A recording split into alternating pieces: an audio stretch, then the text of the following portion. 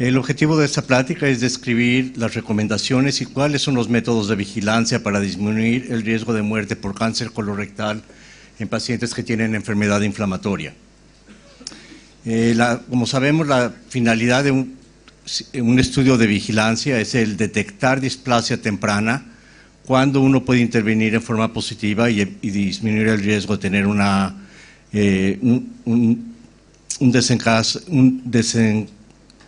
desenlace que no sea adecuado.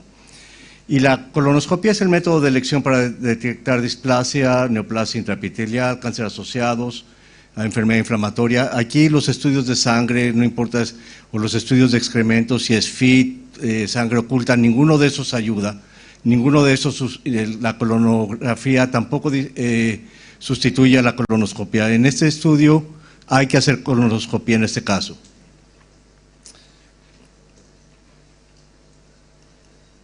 Ahora, hay suficiente evidencia. La transparencia anterior era simplemente demostrar que en el 2010, aun cuando era algo establecido que todo el mundo hacía, la evidencia que había era nula. No había evidencia de que uno mejorara o disminuyera el riesgo de cáncer. Sin embargo, hay un estudio de Cochrane del 17 en el cual sí enseña que haciendo el tamizaje en forma adecuada se detectan cánceres en forma más temprana cuando son curables. Eso lleva a una menor mortalidad por cáncer. Entonces es indudable que está recomendado hacerlo. La pregunta es cómo hacerlo y qué tan seguido hacerlo. Las lesiones displásicas se presentan como lesiones elevadas o lesiones planas. Existe el concepto de DALM, la displasia asociada a lesiones o masas. Esas son lesiones macroscópicas que pueden ser planas o elevadas, pero no tienen una delineación clara de la mucosa que está alrededor de la lesión. Y están el AM, que son las lesiones que se ven como adenomas. Esas son lesiones que se ven como pólipos. Es el mismo aspecto. Entonces, ¿cómo se puede diferenciar una de la otra? Por un lado es la edad de presentación. Si un paciente tiene 35 años con colitis ulcerosa y tiene una lesión que parece ser adenomatosa, esa es un DALM, esa es una lesión relacionada a la enfermedad inflamatoria, no es una lesión esporádica. Si le están haciendo una colonoscopia a un paciente de 70 años y encuentran un pólipo y la mucosa que rodea al pólipo está perfectamente normal porque está en remisión profunda, entonces ese es un pólipo esporádico y el tratamiento es enteramente diferente. El tratamiento es removerlo con un asa y seguir con el tamizaje como se recomienda.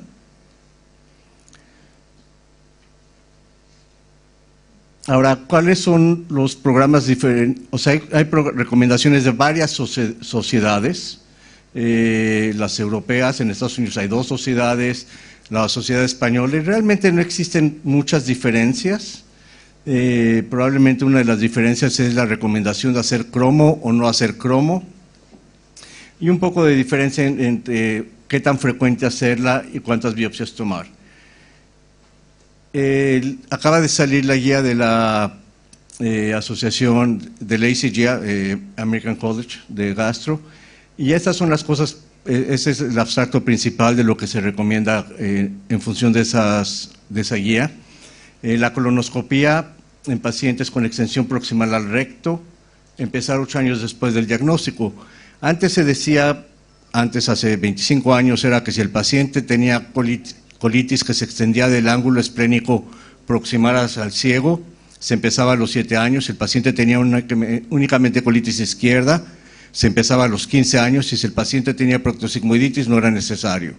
Ahora, cualquier paciente, únicamente el paciente que tiene proctitis y nada más, es el único paciente que no requiere que se les haga tamizaje.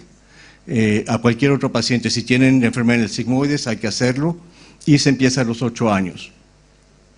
Los pacientes con colangitis esclerosante se empieza al momento del diagnóstico y se continúa con colonoscopia anual.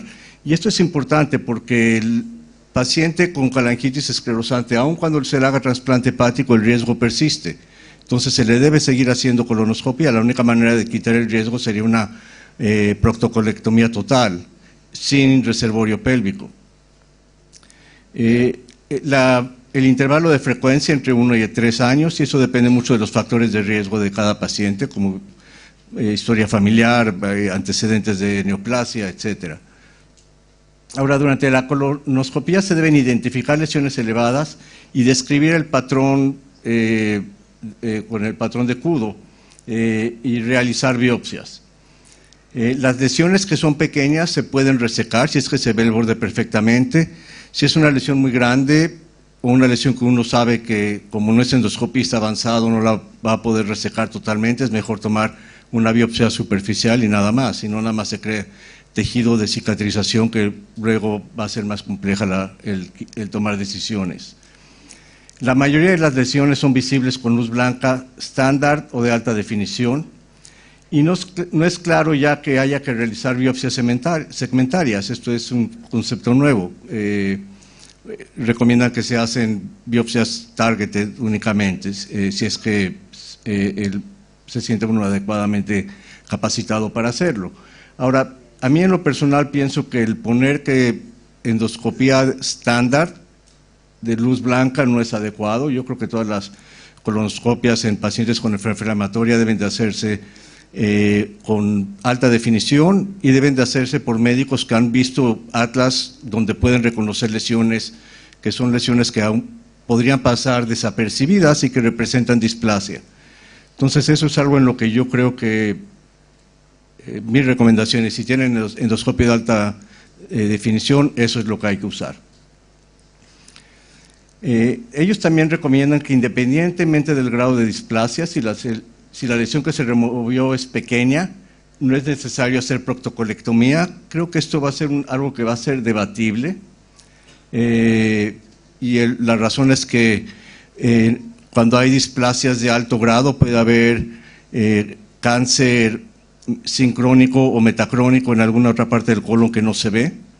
Entonces, el sentirse cómodo con una displasia de alto grado, de decir, le vuelvo a hacer una colonoscopia en 6 meses o en 1 año, creo que sería algo difícil de vender. Hay que evaluar a cada paciente individualmente, si el paciente tiene una expectativa de vida corta o si tiene enfermedades severas como falla cardíaca, EPOC muy avanzado, entonces se puede decir, vamos a ver qué hacemos. Pero en paciente que es candidato a cirugía, yo creo que la cirugía para displasia de alto grado sigue siendo lo que se debe de realizar. Obviamente, si la displasia no se puede remover o es multifocal, el paciente debe de tener proctocolectomía.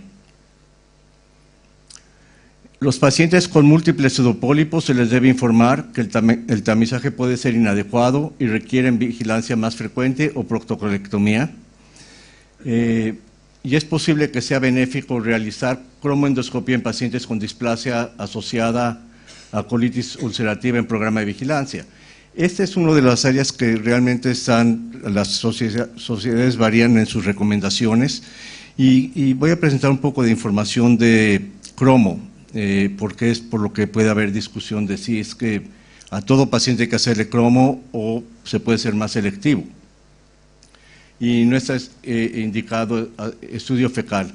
Ahora, si su paciente tiene enfermedad de Crohn y tiene lesiones pseudopólipos como estos en el ángulo hepático, a ese paciente se le debe hacer una resección segmentaria, porque nunca se va a ver el ciego, nunca se va a ver el ilion terminal, a menos que se quite, y además la posibilidad de que hubiera una lesión maligna por debajo de todos esos pólipos es muy alta, o si no es alta, que el que uno no la vea es muy alto que se va a perder, no se va a diagnosticar. ¿Cuáles son las modalidades de detección? Biopsias al azar, este es lo que se ha recomendado anteriormente, que son biopsias de 4 cuadrantes cada 10 centímetros, mandarlos en separadas, colon derecho, transverso, descendiente, a veces descendientes sigmoides o sigmoides recto. Y en el sigmoides y en el recto, sobre todo el sigmoide distal, se toman cada 5 centímetros, no cada 10 centímetros. Ahora, el otro protocolo podría ser el de biopsias dirigidas. Colonoscopía de banda estrecha puede tener alguna ventaja sobre luz blanca. Actualmente la recomendación es que si se tiene alta definición, se use únicamente la alta definición. Cromoendoscopía con focal, endomicroscopía con focal con láser, eso realmente sí aumenta mucho la detección y ayuda a definir las lesiones. Simplemente es un procedimiento que no está en todas las instituciones, ni todos los gastos la vamos a hacer. Eso es algo que va a ser, por el momento, va a ser todavía muy especializado. Endomicroscopía confocal es lo mismo.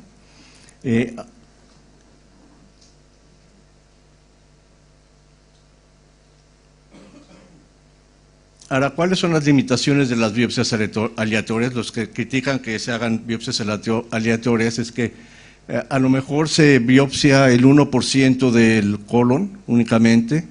Se calcula que si uno realmente quiere tener un tamizaje adecuado para ver de todas las áreas del colon, se requieren unas 1.280 biopsias, que no sé cuándo terminaríamos. Entonces, esa es una de las críticas, que es áreas aleatorias lo que se hace. El costo alto de patología, esto puede bajar si es que uno hace únicamente biopsias target, o sea, si hace una buena colonoscopía y únicamente biopsia lesiones que sean sospechosas.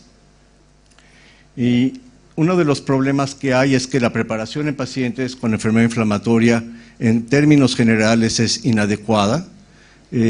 Vemos muchos pacientes con enfermedad de Crohn que tienen ileocolitis y únicamente se les hizo una resección de ilio ciego y que tienen moco biliar, moco con amarillo adherido a la pared del colon y que no hay manera de lavarlo.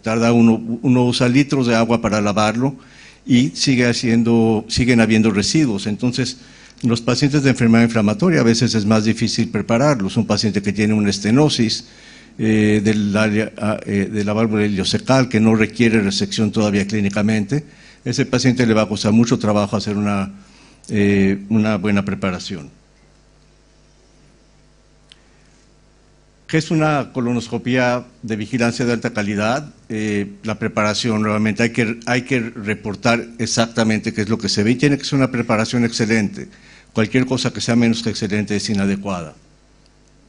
La duración del procedimiento, nuevamente está muy bien descrito que el tiempo de retirada debe ser de 6 a 10 minutos y yo diría que en eso debe ser por lo menos 10 minutos y hay que estar realmente viendo con mucho más detalle de lo que se hace cuando se busca un pólipo.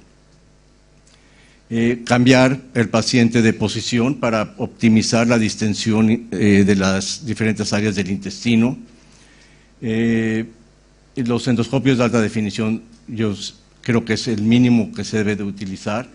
Y uso de antiespasmódicos, y uno de los problemas que en Estados Unidos tenemos es que no hay antiespasmódicos intravenosos. Entonces, durante la colonoscopia, si uno va a usar alguno, va a tener que ser glucagón, que es muy caro y que es de acción muy corta. Entonces, realmente eso es algo que no podemos nosotros realizar en forma adecuada.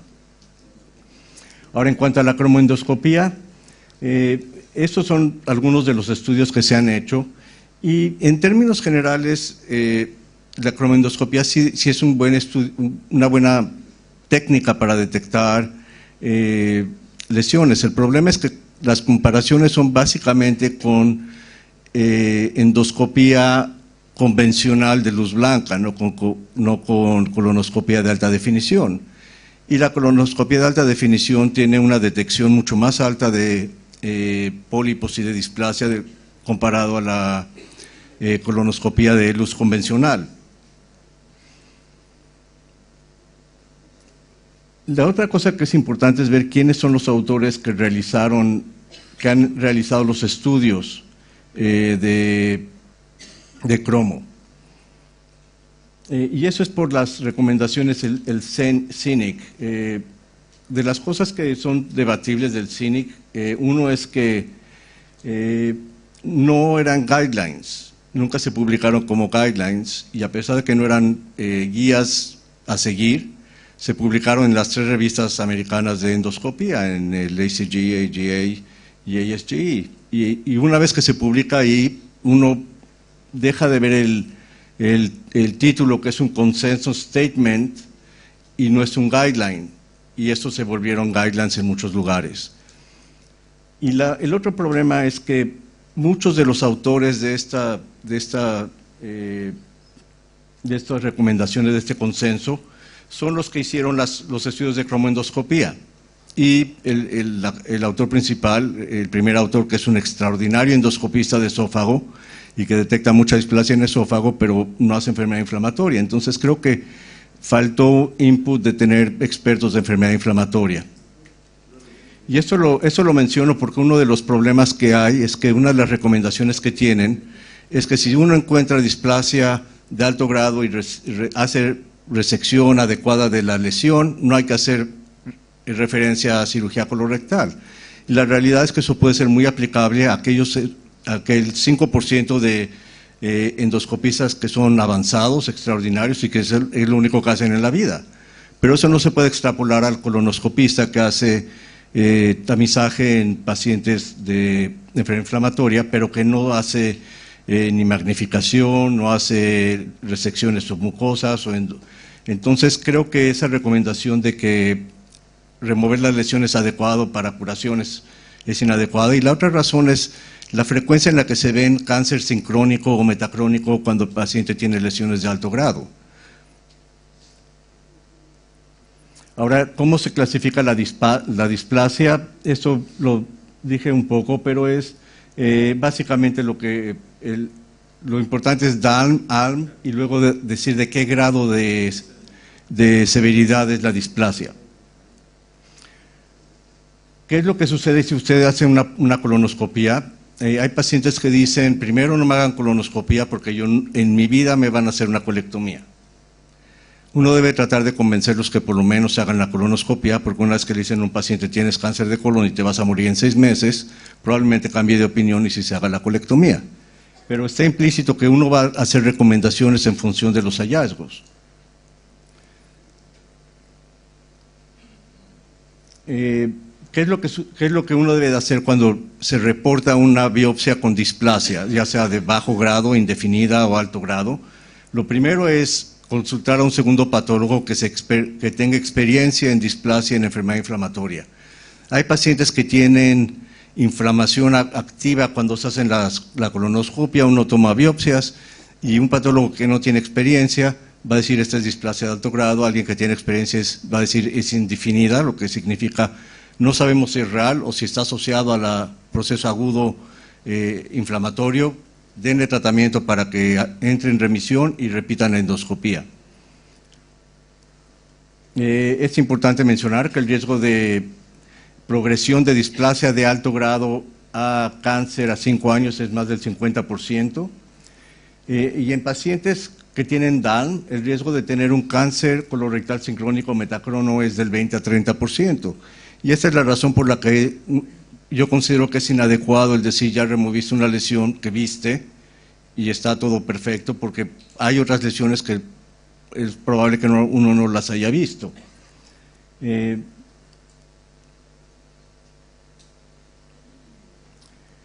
¿Cuál es el manejo endoscópico de la displasia? Si las lesiones son visibles en mucosa colítica, se toman las biopsias, se toman más biopsias, tanto de la lesión como del área que está rodeando la lesión.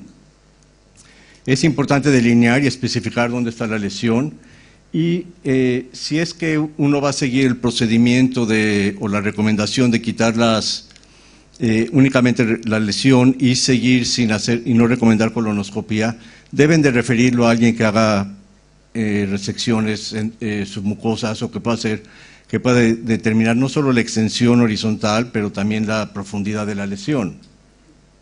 Siempre que quiten una lesión que es sospechosa, y eso inclusive para un pólipo esporádico en un paciente con enfermedad inflamatoria, hay que poner tatuaje para en la siguiente colonoscopia hacer más biopsias del mismo lugar.